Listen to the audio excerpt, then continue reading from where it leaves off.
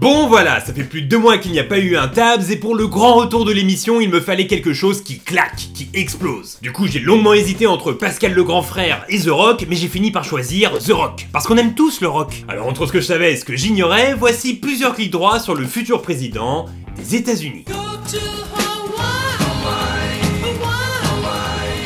Alors, comme je l'ai dit dans l'intro, Dwayne Johnson aspire à devenir un jour président des États-Unis, pourtant au départ, c'était juste une petite caïra. Lorsqu'il est âgé de 16 ans, The Rock a beaucoup de mal à se faire des amis puisque tout le lycée pense qu'avec sa moustache, c'est un flic sous couverture. Du coup, il se met à traîner avec des types plus âgés qui le poussent à rejoindre un gang. Pendant un an, dans la ville hawaïenne de Waikiki, il dévalisa des touristes en leur dérobant leur argent, leurs bijoux et leurs vêtements. Il se fera arrêter plusieurs fois par la police, fera un peu de prison et trouvera dans le sport un moyen d'extérioriser ses pulsions. Du coup, le Rock et moi on était un peu pareil quand on était jeunes. Lui il portait une moustache à Waikiki, pendant que moi je portais un duvet dans un Waikiki. C'est donc le sport qui sauva Dwayne Johnson et au contraire de ce que vous pouvez penser, ce n'est pas grâce au catch qu'il s'en est sorti, mais grâce au football américain. En 1995, il est le joueur le plus prometteur de l'université de Miami et ses performances, dont on peut voir ici un rare extrait avec le numéro 94, séduisent les recruteurs des plus grandes franchises américaines. Sauf que la malchance frappe à sa porte et une blessure à l'épaule l'empêche de participer au repêchage de la NFL. Du coup, il descend d'un échelon et file à Calgary pour jouer dans la ligue canadienne. Là-bas, les choses se passeront très mal et il quittera l'équipe au bout de 2 mois seulement, comprenant très vite que son épaule endommagée ne lui permettra jamais de devenir un jour joueur professionnel. Du coup, retour en Floride chez papa et maman et grosse dépression qui durera 1 an. Car oui, il y a un petit cœur sensible qui bat sous cette carcasse badigeonnée d'huile d'olive.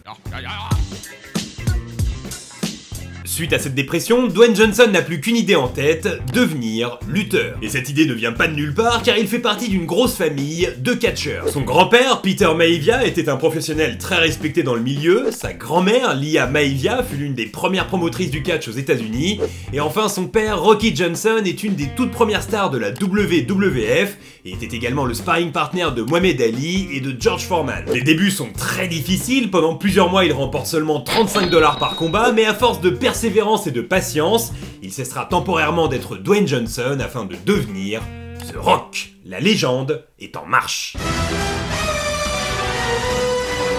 Au fil des années, The Rock devient donc la star incontestée du catch aux États-Unis et commence à grandir en lui une envie qu'il a depuis tout petit, devenir acteur. Et cette envie ne vient pas de nulle part. En 1967, son grand-père, Peter Maivia, joue un méchant dans un James Bond et s'offre même le luxe de participer à une baston contre Sean Connery. Dwayne Johnson regarde la cassette en boucle, reproduit cette scène dans sa chambre des centaines de fois et se met à rêver d'une carrière d'acteur. Et l'opportunité arrivera en 1999. Cette année-là, il joue son premier rôle dans un épisode de That 70 Show dans lequel il interprète le personnage de son propre père, Rocky Johnson. 1 an plus tard, il joue un catcheur extraterrestre dans la série Star Trek, mais le vrai tournant aura lieu dans l'émission Saturday Night Live. En 2000, il y est invité pour la première fois et ses prestations dans plusieurs sketchs attirent définitivement l'œil des producteurs à Hollywood. La légende est en marche.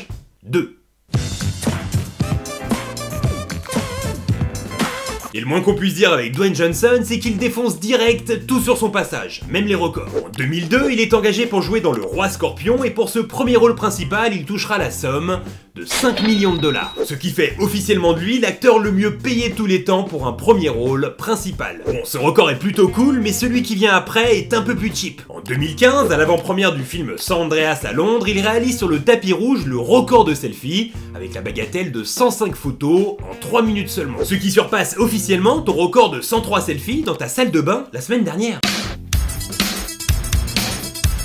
C'est donc dans Le Roi Scorpion qu'il entame réellement sa carrière d'acteur et le tournage ne fut pas de tout repos. Lors d'un combat avec le regretté Michael Clarke Duncan, Dwayne Johnson lui envoie involontairement un coup de coude dans la mâchoire en se relevant. Alors, si c'est moi qui te fous un coup de coude dans la gueule, il y a de fortes chances que tu te relèves, sauf que là le coup de coude il vient du Rock. Du coup, malgré sa carrure imposante, Michael Clarke Duncan fut envoyé au tapis et tomba dans les pommes KO pendant plusieurs minutes. Donc forcément, panique sur le plateau, arrivée d'un médecin, mais finalement plus de peur que de mal, puisque ce grand gaillard finit par se relever. Le truc, c'est que Dwayne Johnson se sentit hyper coupable. Alors, le lendemain, il alla faire les boutiques dans l'idée de lui acheter une Rolex pour se faire pardonner. Ouais, Hollywood, c'est un autre délire. Bref, il trouva une superbe Rolex, l'acheta, mais la trouva tellement cool qu'il décida tout simplement de la garder pour lui. Au final, il retourna dans la boutique et lui acheta à la place une montre Mickey. Ouais, un peu comme quand t'espères avoir ça à Noël et qu'à la place on t'offre ça. Très dur à digérer.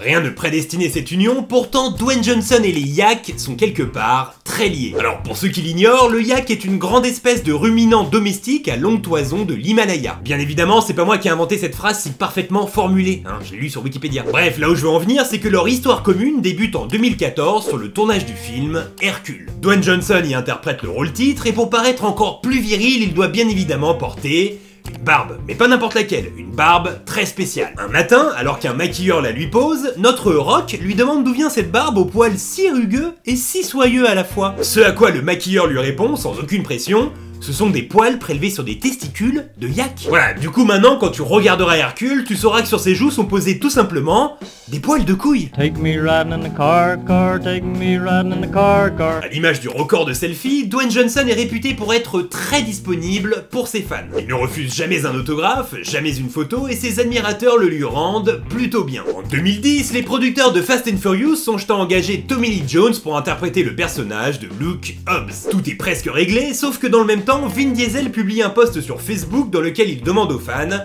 quel acteur voudriez-vous voir dans Fast and Furious 5 ? Plusieurs noms fusent avant qu'une certaine Jen Kelly laisse un com disant: Dwayne Johnson, j'adorerais vous voir ensemble à l'écran. L'idée ne fait qu'un tour dans l'esprit de Vin Diesel qui somme les producteurs d'engager notre bon Rock à la place de Tommy Lee Jones. Du coup, j'ai bien évidemment une pensée émue pour la personne qui a été envoyée au charbon afin de dire à Tommy Lee Jones qu'il était viré. Ok, jusque là je vous ai balancé plusieurs infos très cool, mais pour moi la meilleure, c'est celle-ci. Au milieu des années 2000, Dwayne Johnson devient chaque jour un peu plus une star mondiale, ce qui attise forcément la convoitise des grandes marques. Et la première à se manifester est Dunkin' Donuts. Et pour lui, la célèbre marque voit les choses en grand. Elle lui propose un gros chèque, ainsi qu'attention, un donuts à vie à son nom. Un donut spécial qui s'appellerait The Rock et qui serait vendu pour l'éternité. Et à la surprise générale, Dwayne Johnson refusa par peur de donner l'impression aux gens de prendre la grosse tête en acceptant une telle proposition. Ok, donc le mec a refusé un donuts à son nom. Dunkin' Donuts, le mets sucré le plus délicieux des États-Unis. Je sais pas si vous comprenez ce qui se passe ici, il a refusé l'irrefusable. Ok, faut que je me calme, mais c'est sur cette info pleine d'incompréhension et d'amertume que se clôt l'épisode d'aujourd'hui. Voilà, si t'as aimé cette vidéo, n'hésite pas à mettre un pouce bleu, très important pour encourager la chaîne, à la partager et à t'abonner à TFTC si ce n'est pas encore fait. Tu peux aussi me suivre sur Instagram, Twitter et Facebook, les liens sont dans la description. À côté de ça, je suis bien curieux de savoir quel est ton film préféré avec The Rock. Perso, parmi mes favoris, j'ai opté pour Very Bad Cops, tout simplement parce qu'il y a Will Ferrell dedans. Alors, aujourd'hui c'est le grand retour de Tabs, mais il y a 2 semaines, je suis revenu avec un vidéo store spécial Terminator 2, où on a fait d'Ibra TV un putain de robot. Comment ne pas résister à l'envie de cliquer? Bon, maintenant il est temps de voter, et pour le prochain épisode, je vous propose un gros fight, puisqu'il faudra choisir entre Michael Jackson et Tom Cruise. Alors dites-moi dans les commentaires lequel vous préférez voir dans le prochain Tabs. Jusque là, portez-vous bien, et je vous dis à bientôt. Bye.